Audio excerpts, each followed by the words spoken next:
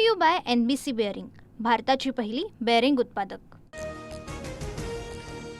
पुण्यातील महायुतीच्या जागावाटपाचा तिढा फडणवीसांच्या दरबारात। भाजप कोर कमिटीची आज मुख्यमंत्र्यांसोबत बैठक। मुख्यमंत्र्यांसोबत चर्चा करून अंतिम यादी जाहीर होणार। पुणे पालिका निवडणुकीसाठी भाजपकडून 115 जणांची नावं निश्चित। उमेदवारांच्या नावावर फडणवीस शिक्कामोर्तब करणार। शिवसेनेला 20 ते 25 जागा मिळाल्यास युतीचा मार्ग मोकळा होणार, सूत्रांची माहिती।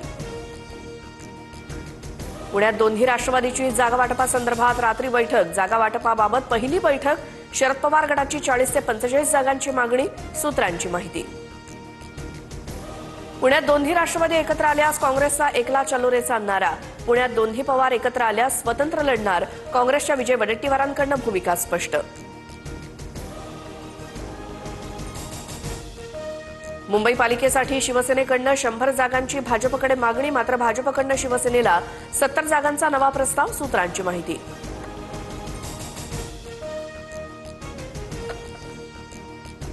बीएमसीमध्ये नातलगांना उमेदवारी मिळवण्यासाठी नेत्यांची लगबग। विनायक राऊत वाकोल्यातून मुलाच्या उमेदवारीसाठी तर सुनील प्रभू गोरेगावातनं मुलाला उमेदवारी मिळण्यासाठी इच्छुक, सूत्रांची माहिती।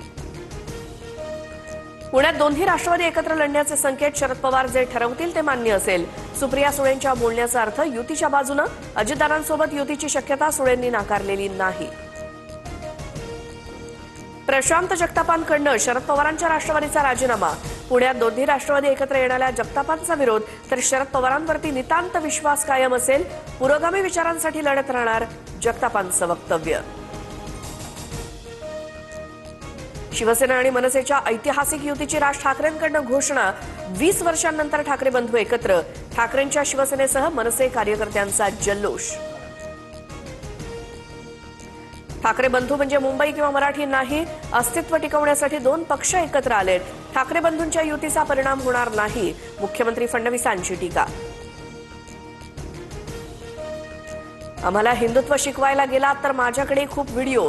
राज ठाकरेंच्या इशाऱ्यानंतर मनसेच्या गजानन काळेंकडून मुख्यमंत्र्यांचा अल्लाह हाफिज बोलतानाचा जुना व्हिडिओ ट्विट। तुम्ही ज्यांच्यासोबत बसलात त्यांच्या तोंडून वंदे मातरम बोलून दाखवा। अल्लाह हाफिज व्हिडिओवरनं फडणवीसांचं राज ठाकरेंना उत्तर। मुस्लिमांच्या कार्यक्रमाला जाणारच फडणवीस ठाम।